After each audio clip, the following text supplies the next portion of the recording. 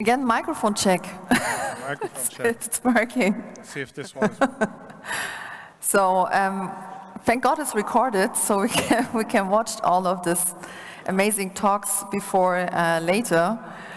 First of all, I have to say we're definitely not talking about legal and ethical challenges. We want to talk about these new digital assets of football clubs. We want to talk about Metaverse, NFTs, blockchain, tokens. We want to talk about your job at Paris Saint-Germain. Like, what are you exactly doing there? What's your vision there? What's your background? So my background is I'm in sports consulting, so I consult mostly football clubs and federations. First, it was always about sponsorships, licensing, then youth talent development, but the last years I saw it's more what we need was sports investments, was implementing sport tech and digital topics we have for the fans and for the club use on the pitch, off the pitch. It's such a big topic, and we see that a lot of clubs are struggling also with the implementation, because it's not that easy. You really need experts also from outside who know their field, you know, and then you have these people in the club, you have the directors, you have general managers and presidents who are not familiar with these topics, and that's why I'm so happy to meet you and see that they are these experts outside who have now a serious position at the club and can hopefully distribute and finalize and bring it, take it to the next level, you know, when it comes to these topics. Thank you, Julie. Great to be here. Yeah, it's an interesting phase that we're going into now for sports clubs and football clubs and for PSG. PSG has been very active very early into this space, and so my role as the head of Web3 and Metaverse is to navigate PSG for the next phase for PSG, next phase for the fan base, to engage them in new ways with new technologies, new offerings, new values, but also I think we like to see us as we are the youngest club. We also have the youngest generation of fans partly, so we need to engage them where they're at.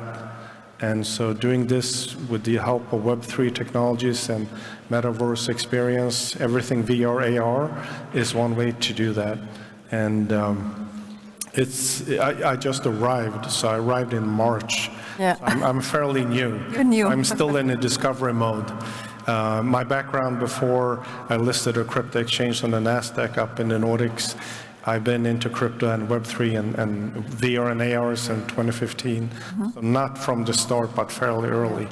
But being a geek, being a tech guy, I understand I've been through different tech and business cycles. So this is just another one. New products, new services, new experiences, new legal frameworks, new business models. And so I think the difference of this one is going to be much faster. Mm-hmm. Internet took 30 years, this is going to take 10. So I think that's why it's so important to do what PSG is doing, and that is to sit in the front seat of that journey and bring in me as an advisor and coach internally, but also to navigate all the partners and the ecosystem and what they can provide to us as a partnership to engage the fan base and our sponsors and players in new ways moving forward. What I experience a lot is when I'm attending these tech conferences, I see this, it's so much advanced. And then we have our traditional clubs. Not every club, we have some clubs in Europe, like Young Boys, Berlin, Bern, for example, or in Berlin we have Union Berlin, who have a younger management, and they're really open to blockchain, NFTs, and tokens. You know, they want these new digital assets to have connected to their fan base. They want to grow globally, you know, through these technologies, their fan base. So you said like PSG wants to be a leader because PSG is on a different level. It's one of the leading football clubs, and it's already a very strong brand. So you got implemented there as the head of Web3 and Metaverse. So what's your vision in this club? So I have a vision, and the club has its vision, and my job is now to try to figure out what my vision is, also understanding the different stakeholders in the club and work with them to build a coherent, integrated, not only vision, but the ability to execute it. And I do believe that for PSG and all clubs, all sports really, all brands, when it comes to engaging their customer base, and I guess making them and turning them into fans is the key. And how to do that, you need to engage, you need to talk, you need to jam with them. And I think for many clubs, they have done some of them fantastic work and some of them less. And I think the engagement part is the next phase of all clubs. And so why Web3 and NFTs and the tokenization, token gating access to players and experiences, or to put NFC chips on merchandise and being able for the fan to engage in ways that they're familiar with, coming from gaming or gamification of experiences, is simply addressing the fan base where they're at. They're mobile, they're social, they're digital, they're virtual. And so I think it's building on top of and integrating with all of the existing revenue streams and fan engagement or player engagements that PSG already does. So PSG, just as a few example, just open up Campus. Campus is a training facility of PSG. It has 17 football fields. It's probably the largest, or one of the largest in the world. And so we have training academies across the world. We have stores across the world. We have fan clubs across the world. We just took the team over to Korea because we signed a new Korean player, Kang In, and we also have revisited Japan as a market. And so the challenge, I guess, and the interesting task is given all the great things PSG does, Parc des Princes only take in 48,000 people. Yes. And in many countries, we have more fans in those countries than we have in France. And exactly. so, and a lot of them are younger, and we need to engage them based on their premises, where they are. And one way to do that is to enable them to be closer to the club and the players and the brand, using NFTs and digital experience where they can own and build and keep over time. Yeah. Yes, I definitely agree on what you said, and I think it's also more complex because we have so different target groups, and also at the one point you say internationalization, what means always the football clubs try to expand their brand to other countries, and the only way goes to digital, because you barely have the power to open up a store, or they barely have the time to visit 12 hours to attend a game. So the only way how clubs can really reach their international fan community and fan base all over the globe is through digital. Right. So you need these assets in your club. You need a department, hopefully a digital department. You need experts in the football club, and then you need a strategy, and then you have to have the right tools to spread all over the world. And then we also have our fan community inside, where we have a generation, like the younger generation, who's born already probably with an iPhone, in their hands. And they are already on TikTok and on Instagram, and they do everything. They play games and have their favorite apps. But then we have the typical football fan who just enters the stadium with a drink and is very passive, like social and also digital passive.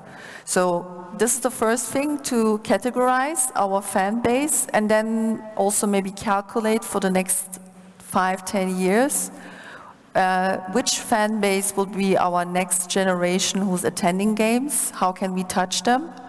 And then also everybody, of course, wants to occupy globally with their brand. You know, they want to be everywhere, everybody has to be seeing them, like that's why we have a change in the media rights. That's why nowadays you just have the OTT platforms where with one click, wherever you are on the globe, you can just watch your favorite team play. You can have it on demand, watch it whenever you want. You have these apps where you can communicate with your brand. I think it's super exciting. I think it's such a not just exciting. It's really, for me, it's a new age where we hopefully finally have the courage to step in, and also I hope that certain football brands step up to, you know, in this game and be a leader and say like, yes, let's drop this NFT. Let's, you know, use our player experience in a different way. You know, we can, like you said, like experience digital experiences with the clubs. There's so many creative new energies, but unfortunately, with our licensing agreements, like what the leagues sign and have. I mean, La Liga has different licensing agreements. The French league has different agreements. So how do you see your club and your league comparison to the other ones in the market? What's happening in this? Do you see like there's a difference, or do you experience other methods or strategies?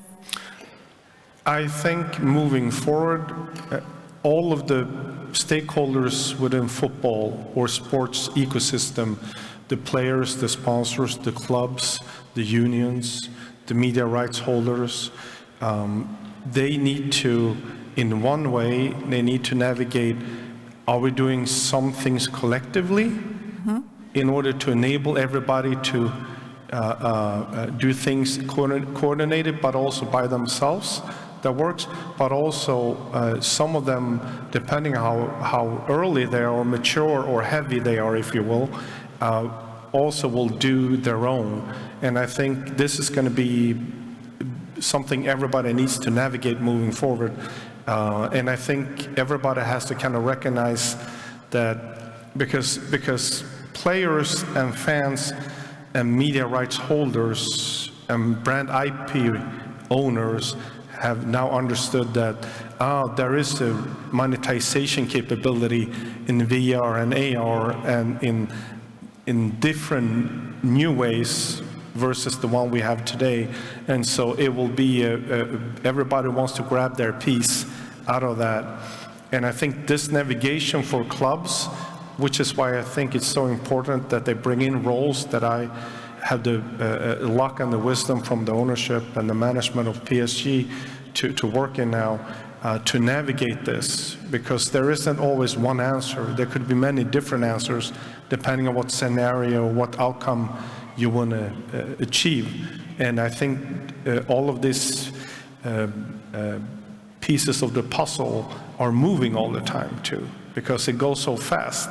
So I think what could be allowed one year might not be allowed the next year, right? And contract terms and sponsorship terms and media rights are on the contracts over time. So I think all of this really has to be done in an open and a humble way, but also very clear on where you're going. What are the outcomes? What are the strategic internal capabilities that you should have as a club? Because all clubs need them. And what are the outsourced capabilities in terms of partnerships or sponsorships that you need? And how do you get this working with all the internal capabilities, the legal, the social, the marketing, the PR, the IT of a club as well? So there's, yeah, it's an interesting navigation for sure. Yeah. I mean, when I worked with Borussia Dortmund or Bayern Munich, I see they have a huge fan community. They talk about 350 million members all over the globe. And then I'm thinking like there's opportunities with so many, like you say, it's sponsors, you know, where you can match also in more creative digital assets, and then you can also, you need to entertain your fan base. It's not just one drop of NFT and then it's on the wallet, or one unique, for example, ticket, championship winning ticket, whatever you have as a collectible. It's like, don't you think we have certain tools what we can use like daily to interact with our fans globally? What's your opinion on that? Yes, I think we use the term customers and fans. I'd like to separate them, because customers is when you transact and fan is when you engage. Fan you are no matter if you buy something. Customer you become once you transacted. So one person can have two roles. And I think the next phase of PSG and clubs in general should be and understand the cause and effect between the two. The more you engage between purchases, the more purchases they will do as a result. Exactly. And the more relevant they will do as you understand and you capture the data and you analyze that. So I cater to you maybe as a part of a family or me as a standalone person. But what about when that changes and I have kids and my kids become PSG fans? Maybe my persona becomes an updated one, or I can be catered to differently. And the things I buy is not for me, but for my family. And I do think that before working with a club, many thinks of it as a B2C business. Once you enter, it is a B2B media rights IP play. Mm-hmm. And I think the smart and the wise ones now will understand that clubs are asset generators. They generate physical assets, merchandise, experiences, and they generate it every day. And so it's brand assets and digital assets and rights assets that is unused, if you will. It's not monetized. Mm-hmm. Yet. But in order to capture it, you have to engage the fan, because the large fan base is outside of Paris and outside of France. And once you can unlock that key, you will, for those who do that, you will find revenue streams and a closer relationship with your fan base. And I think you're going from what I called brand communication and brand broadcasting to real brand engagement. You can single cast. I can know what you want, and I can track the data on and off chain moving forward without going through a third-party platform. What is, I mean, we work with so many clouds, but so many clouds don't understand, why should I need a blockchain? Why should I have a blockchain? Well, a blockchain, I think, doesn't have it's not about the tech, it's about the outcome. Mm-hmm. It's about the value and, or let's say, the revenue streams and how you achieve that. And I believe that what blockchain and tokenization, NFTs is just one example of it, enables is to allow unique identification of you and digital and physical assets and experiences. And what that enables is that you can create scarcity and uniquely track assets. And once you can do all of this, you build your own ecosystem, financial ecosystem, if you will, that you can control without having third parties. Today, when you have a fan in the social media, like the TikTok and the Facebooks around the world and the Instas in the world, the data and the fan is not really yours. It belongs to another platform. So you can't really engage them directly, and you don't really capture any data or insight. And I believe for those who build that direct relationship, just like you mentioned the super fan in the audio, in the stadium, you will also find super fans in Web3 that loves digital assets and wants to buy a jersey with an NFC tag on, an NFT unique identifier, and maybe you build on that moving forward. And that gives you access to the next drop jersey, or those together give you access to a training experience. And that, if you see the classic games for PSG, maybe give you access to something else. And I do think this Lego perspective is one of the ways forward for those who sit in the front seat, and PSG will be one of those. I always agree. I agree with you, because I see the challenges in the clubs, and we experience so much the collecting of data. You know, like you said, what do you know about your fans? Right. Yeah. You have the fan who's probably entering and coming to the stadium or to the store, but you don't have this data. You don't really know what this fan is all about. So we have to, that's the only way through Web3. We have this access to the fan, more detailed, probably personalized, and then we can customize, you know, to the fan what we have in assets in the as a football club. I think I see this as an opportunity, and that's an opportunity. It is now. It has to be the reality, right?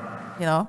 Yeah, and I think that many clubs, they, let's say, in order to get the monies, they're willing to depart with the data and the fan control. Mm-hmm. And I think moving forward, the blockchain and the tokenization of the data and the fan and the merchandise and the experiences enables clubs, again, that sits in the front seat, not giving the data away, not giving the control of the fans away, not giving away the capabilities to engage them in this way,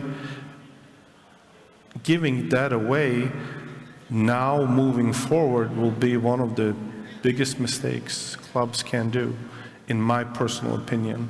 Because data is the new oil, yes. Right? Yes. And we generate data every day, just like PSG as a club generate media asset and content every day, yes.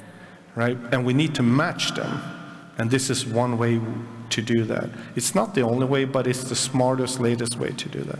The leading football clubs, they know everything about data when it comes to their players. Like when we look at athletic performance, it's a huge data cloud what they have, and they have all these programs and their analysts, so they're used to that, you know.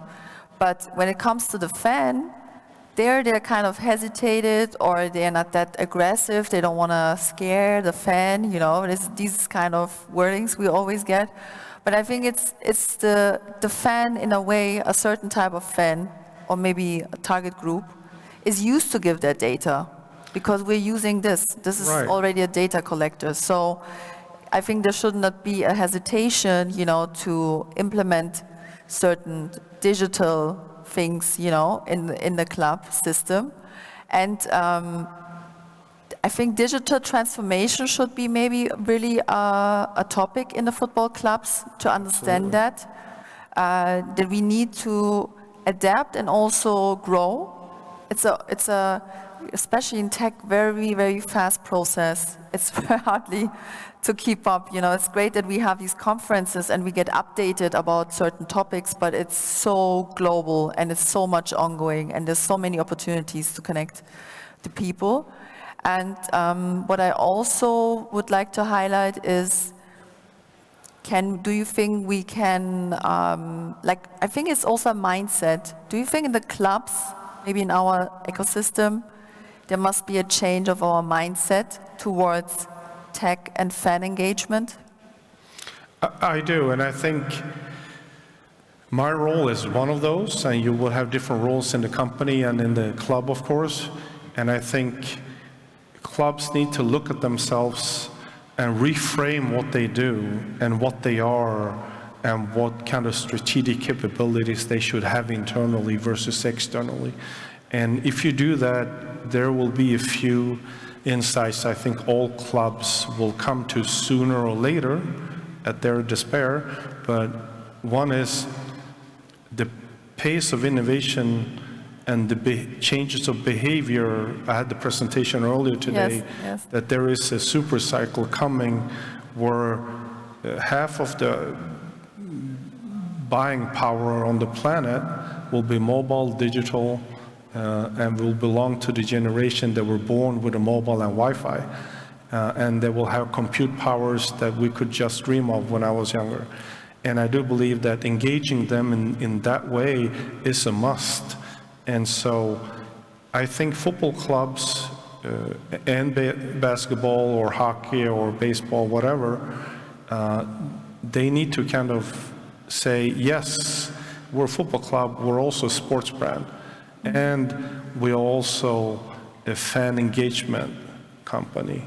Entertainment company. Entertainment company. Yeah. And I think one of the things that I liked with PSG was the brand PSG and the football team PSG, many of the fan bases maybe didn't come primarily and only for the football, they came for the brand and the feeling and the community and culture belonging, let's say, they would get with the brand experience. And I think one of the realization is clubs that will see themselves as a brand as well and put the effort and the love into the brand. We have this guy, Fabien, which is, I'm standing on his shoulders bragging about all the great things he and all the teams in PSG has done.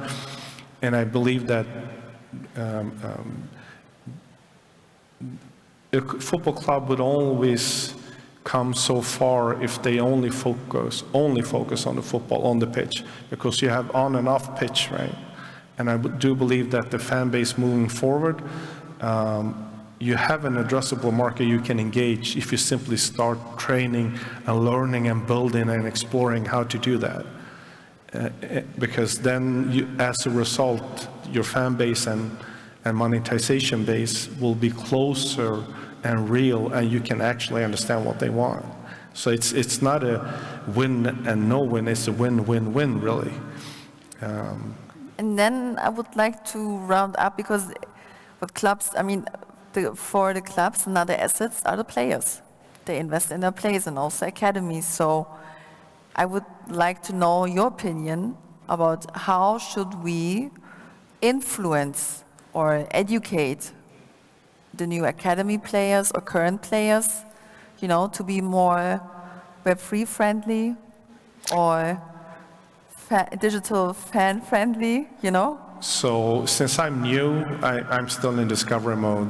One of the things I think everyone needs, though, is you need to be a preacher and a missionary and an ambassador of what we can do and how we can do it. And I think also you have to prove it. Mm-hmm. And I do think that just like we have the Team One, the famous player and the men's team, we also have a women's team. We also have younger academies. We have handball, we have judo, we have esports. And so I think all of those should be engaged, and all of those should be maybe bridged over. Mm-hmm. And I think this is, again, untapped assets, untapped fan bases and revenues that can come out of that. And the sponsors that would come into this, I think, would also be interested in not only the men, but also the women, not only one sport, but all of the sports. Yes. Not only in Paris and France, but across the world. And in order to do that, you need to do a heavy lifting. You need to engage all stakeholders. You need to drive a change process. You need to see yourself as a club, to be a football club, but also many more things. And I think this is a process, I guess. Yeah. We have the Sport Tech conference upcoming, so in Monte Carlo. It's a sports media conference, and we will discuss this more in detail. We think that football clubs more and more become like a media/entertainment group. You know, it's not the typical conservative football club anymore after a certain level, where the football clubs of popularity and success as a brand reach.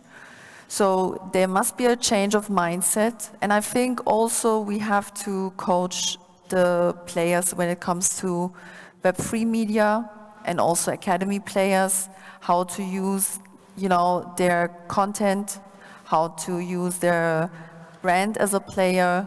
You know, I think we will see, we were discussing all this, we will see a different level of exposure from these players, and also engagement, direct engagement with the fans. So because the fan can also nowadays have a very easy access to the player if he wants to. If the player is ready to engage, he can go just, I mean, the simplest is just like go on Instagram Live and just chat with your community. You know, we just saw that happening in the pandemic, you know. During COVID, we just saw how that some players took the time to engage with their fans. So I think there's such a huge potential. We just have to probably more talk about this like what we did right now.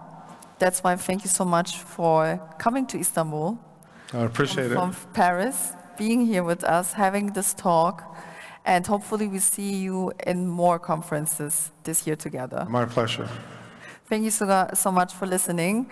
We are the last ones here, so hopefully to see everyone outside. You will also be here the next couple days? Yes, I will be here tomorrow and leave on Thursday. Perfect. Then we will have the time to chat again. Absolutely. Thank you.